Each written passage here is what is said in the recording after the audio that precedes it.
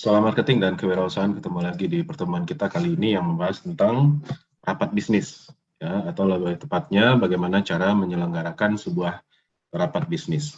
Oke, di sini di pendahuluannya rapat ini adalah suatu hal yang sering kita lakukan, ya, sering kita jumpai. Tidak harus di dalam sebuah organisasi, dalam sebuah keluarga atau di masyarakat itu diperlukan rapat. Rapat itu kan artinya berkomunikasi, ya kan, mengkoordinasikan, kemudian saling berbagi untuk menyelesaikan suatu masalah.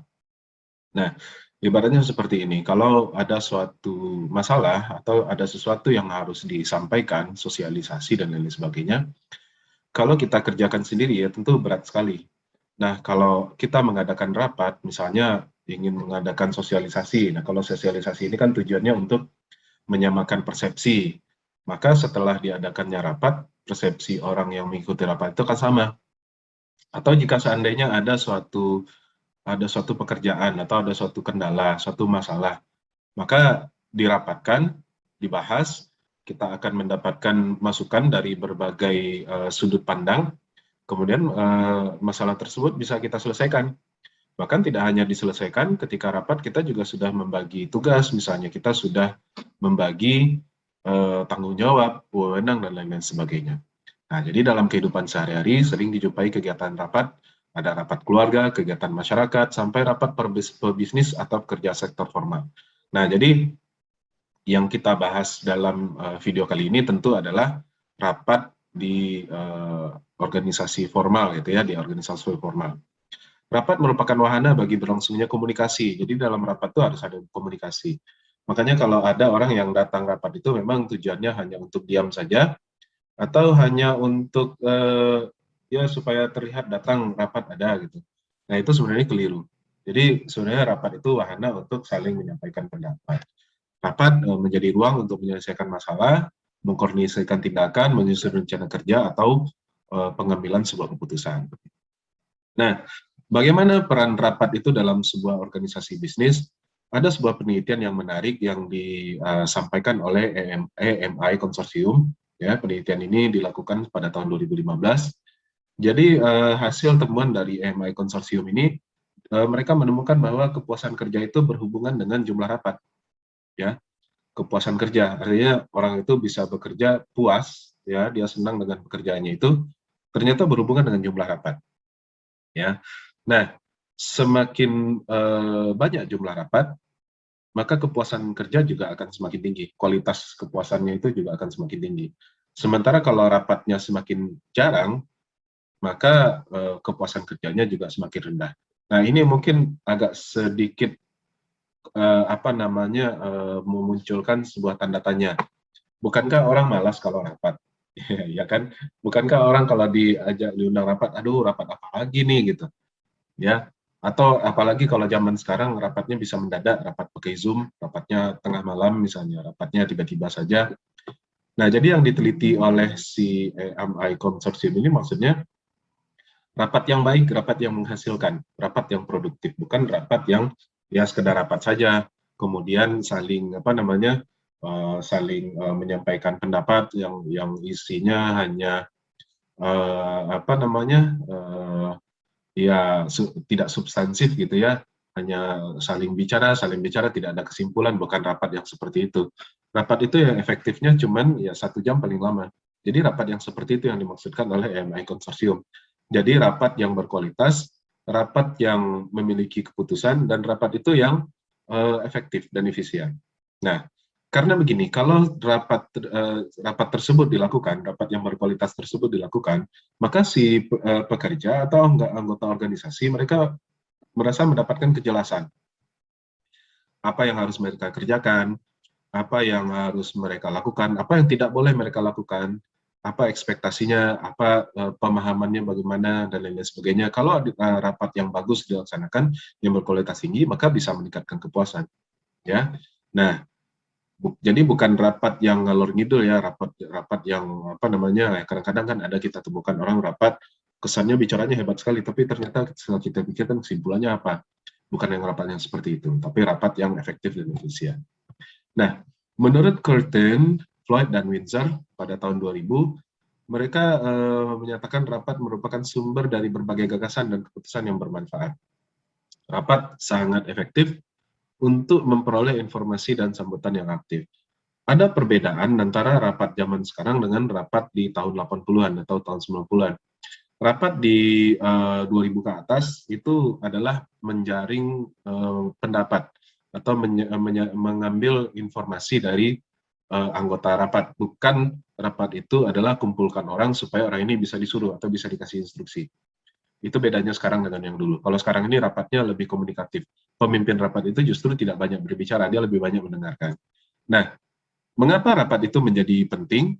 Yang pertama, kebutuhan beradaptasi untuk mempercepat perubahan dalam lingkungan bisnis. Ya, kemudian kebutuhan koordinasi yang lebih besar dari unit-unit bisnis dan pemerintahan, kemudian pergerakan ke arah manajemen partisipatif, khususnya ke arah lingkaran kualitas yang lebih luas.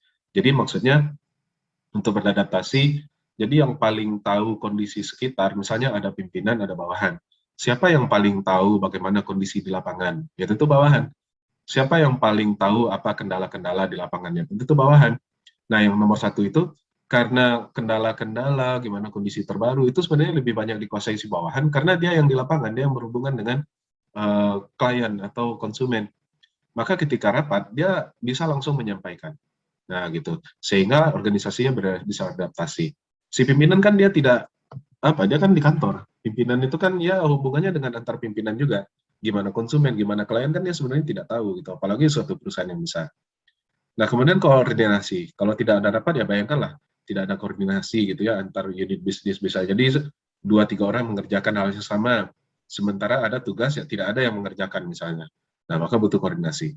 Kemudian arah manajemen partisipatif. Semua orang itu dalam rapat karena dia diterima pendapatnya atau paling tidak didengarkan kata-katanya, maka dia merasa saya merupakan bagian dari organisasi ini, maka saya harus melakukan yang terbaik untuk organisasi ini.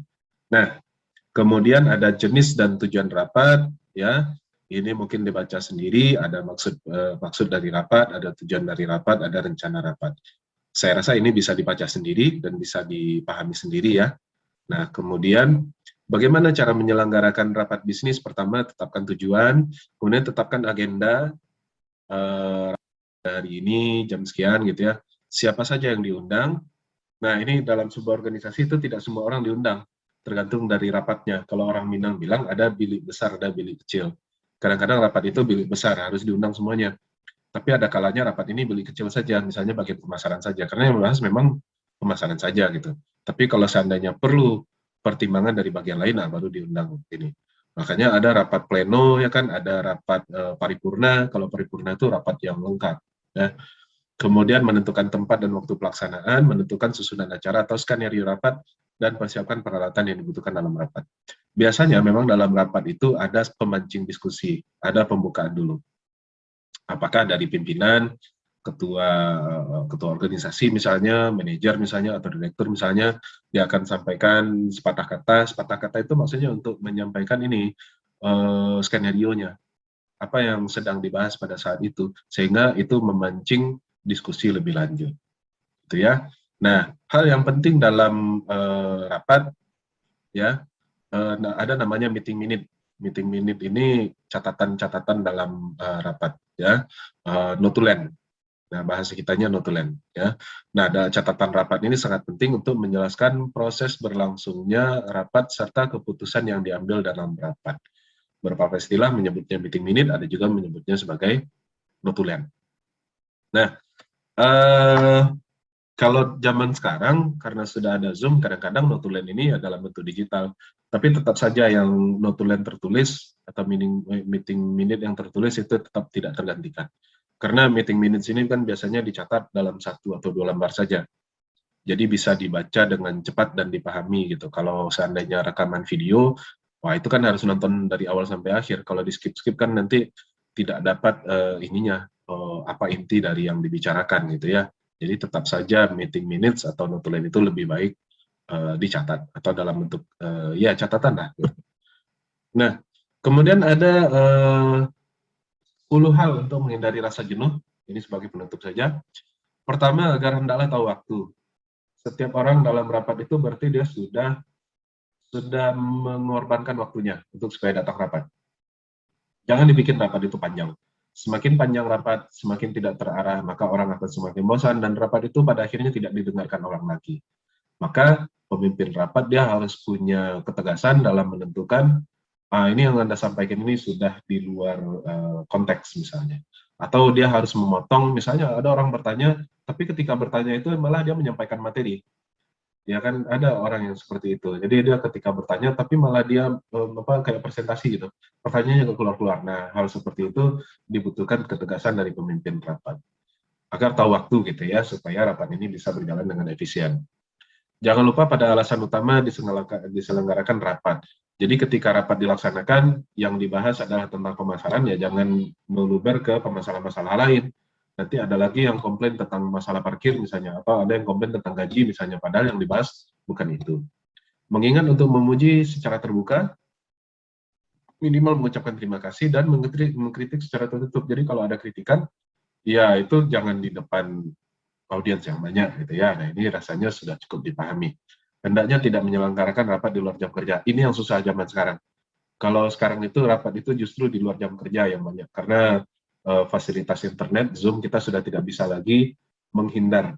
Kadang-kadang hari Sabtu atau Minggu tiba-tiba mendadak datang undangan Zoom, ada sesuatu yang mendesak. Ya, sebenarnya kalau di tempat kerja semua hal itu mendesak ya. Nanti kalau misalnya sekarang masih mahasiswa menonton, nanti ketika bekerja pasti paham apa yang saya maksudkan. Jam kerja itu sebenarnya hanya mitos ya. Jam 8 sampai jam 4. Saya rasa nggak ada orang yang bekerja jam 8 sampai jam 4. Kecuali mungkin jabatannya rendah sekali ya. Tapi kalau Anda bekerja, memiliki karir ya kan, apalagi Anda seorang yang diharapkan di organisasi Anda, jam kerja itu tidak ada. Hendaknya tidak menggunakan tekanan kelompok untuk mencapai kesimpulan, jangan kita mendominasi maksudnya. Hendaknya tidak menggunakan rapat sebagai sarana untuk menghancurkan karir orang lain, menjaga jarak antara kepentingan pribadi dan perusahaan, ya jangan baper ya kalau bahasa orang sekarang, jangan baper. Hendaknya diingat bahwa model terbaik dalam rapat adalah demokrasi. Hendaknya selalu mempersiapkan agenda rapat dengan jelas dan diedarkan sebelum rapat berlangsung. Nah, ini cukup penting. Kadang-kadang rapat ini saking mendadaknya, orang yang datang rapat pun tidak tahu kita mau bahas apa ini. Nanti setelah dibahas di rapat, dia masih berpikir apa yang harus saya sampaikan ya gitu. Selesai rapat baru dia ingat, harusnya saya tadi menyampaikan ini katanya.